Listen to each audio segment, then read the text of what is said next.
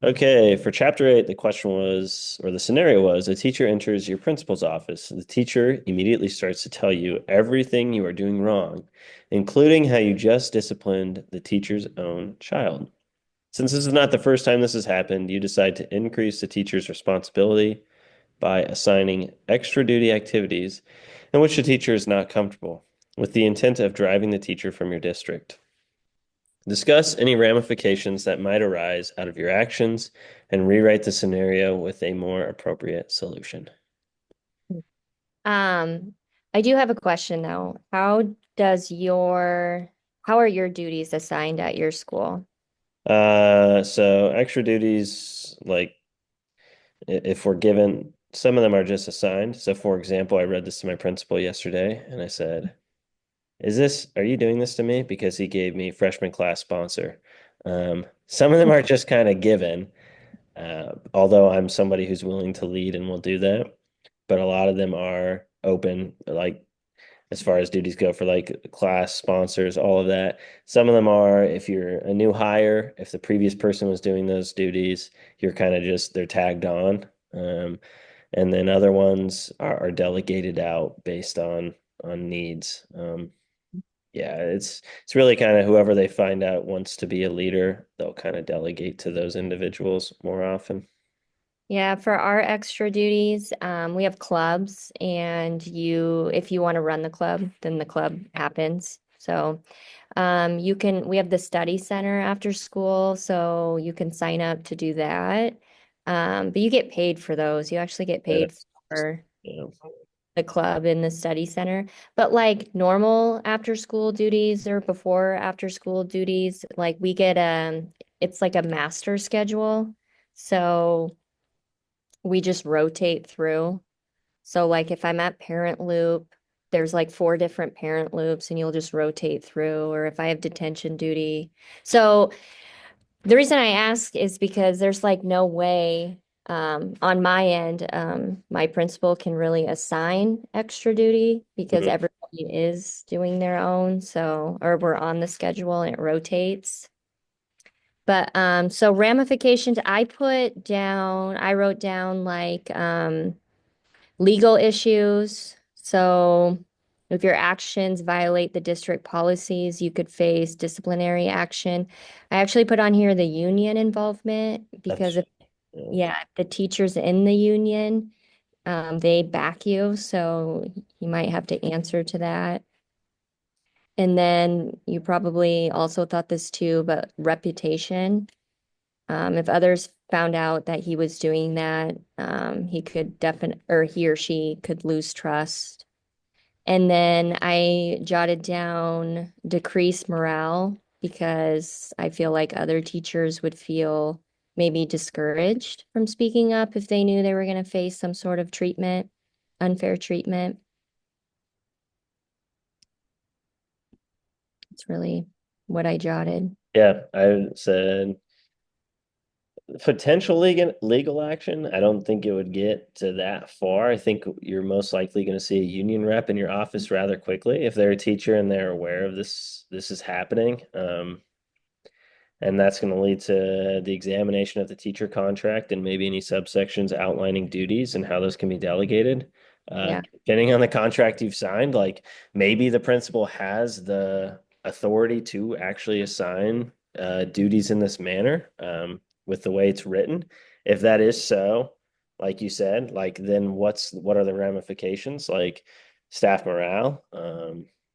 You said uh, trust, loss of trust. Also, ramifications could be if you're assigning them duties that they're uncomfortable with, they might not perform those duties very well.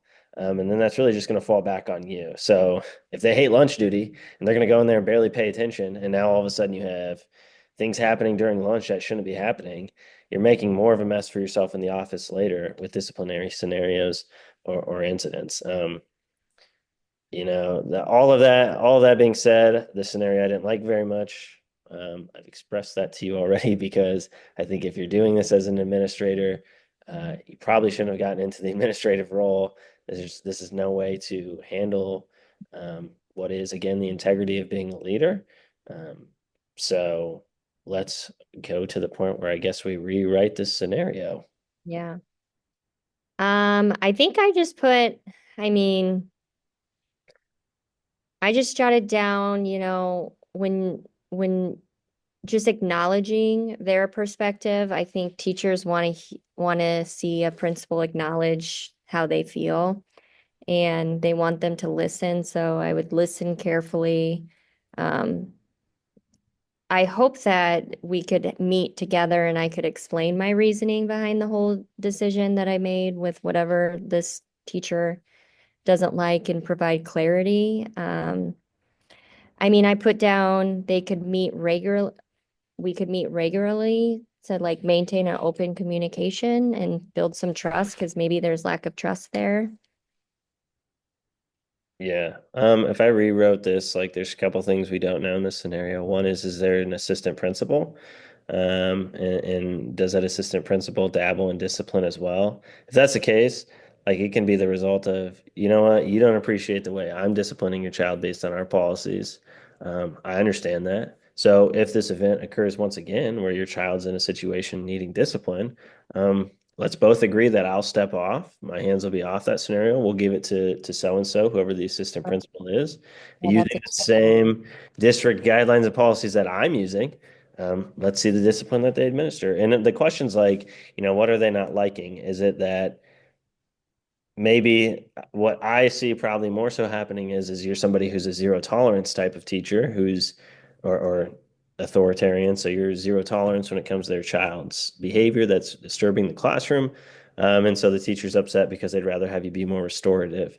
And so part of that's kind of having them understand like why you're coming from that direction. Why are we zero tolerance, or why are we not taking the restorative approach with certain types of behavior? If it's endangering peers, if it's taking away from somebody's public education, like if that behavior is disturbing the classroom and disrupting it, you don't have that right. Even if your kid doesn't have that right to be doing that. So we're going to address it this way. I think the big part is like you're saying, like I always believe one philosophy that I have is lifting the veil. So everything needs to be clearly communicated to everybody. So when these scenarios occur, it's like, okay, here's what happened. Here's why this happened. Here's the punishment. And part of that's just good documentation. Like teacher needs to document what happens in class. I need to document how we dealt with it in the principal's office. What story did the student tell me? What story did the teacher tell me? Are they aligning? Are they not aligning? Why did I go with this punishment? And then you can talk with that about the teacher. I thought this was funny too because I have my principal's son in my 10th grade English class. And ironically, like he's a disciplinary, like nothing big, but like small stuff where I'm having to discipline him in class at the level of like moving his seats. Hmm. Just small things. And I haven't really been questioned in that because I'm kind of proactive in the discussion with the parents, and also they're reasonable people. So that plays out in it. I think that's an important piece. Hmm. All right, Okay. I think we're done. Hmm.